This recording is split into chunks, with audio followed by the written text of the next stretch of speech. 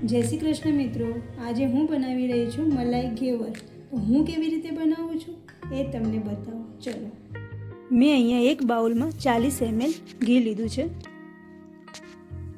એ માપ છે 20 mlનું. અને 6-7 ક્યુબ બરફના લીધા છે. બંનેને સરસ રીતે મિક્સ કરવાનું છે. એક જ ડાયરેક્શનમાં મિક્સ કરવાનું છે.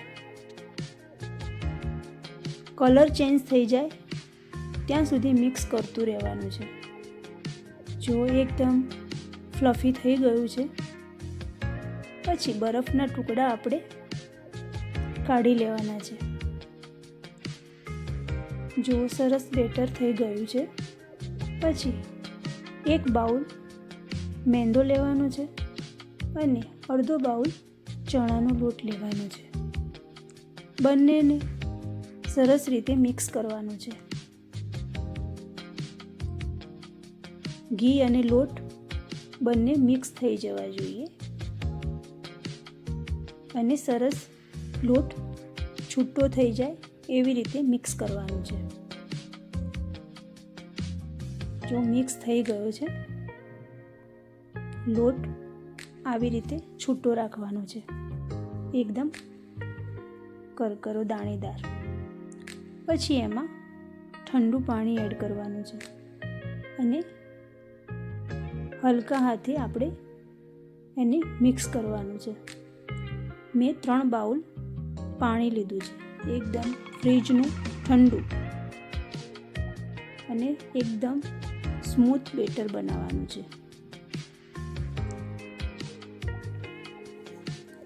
જો ધીરે ધીરે પાણી મિક્સ કરતું જવાનું અને બેટર બનાવતું જવાનું. તો એકદમ બેટર રેડી છે.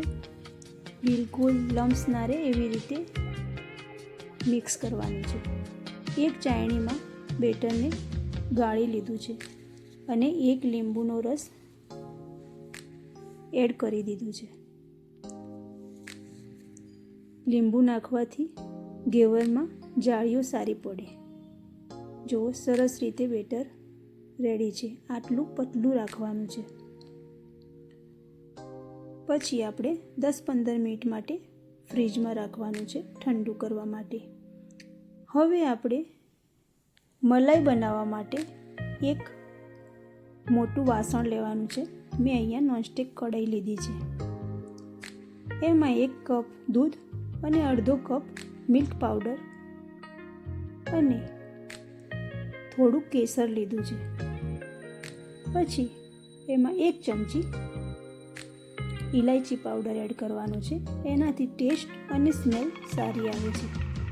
પછી બધું જ મિક્સ કરવાનું છે અને અડધો કપ ખાંડ એડ કરવાની છે. મિલ્ક પાવડર નાખ્યો છે એટલે મેં ખાંડ ઓછી લીધી છે.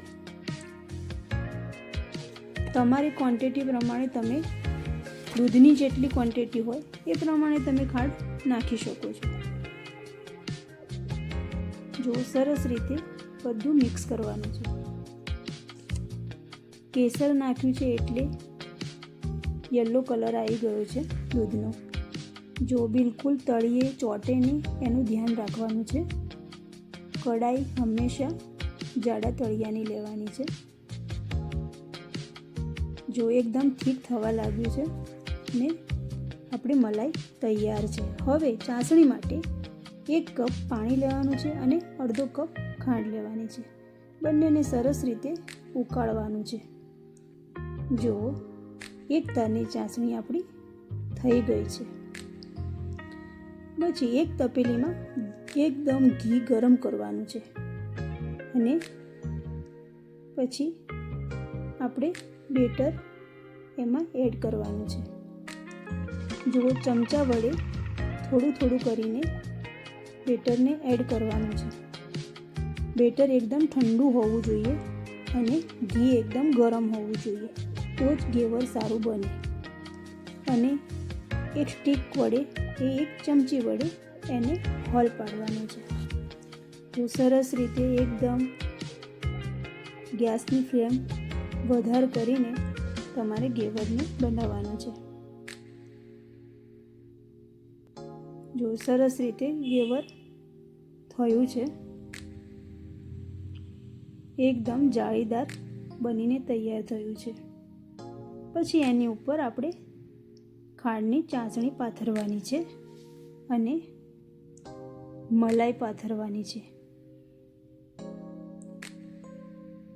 જો સરસ ઘેવર બનીને તૈયાર છે અને એની ઉપર આપણે ડ્રાયફ્રૂટ સુશોભન કરવાના છે.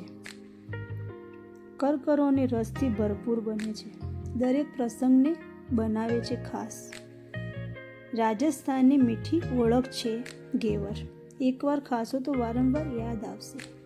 તમે એક વખત આ ઘેવર બનાવી જોજો. મેં અહીંયા પહેલી જ વખત બનાવ્યું છે, પણ સારું બન્યું છે.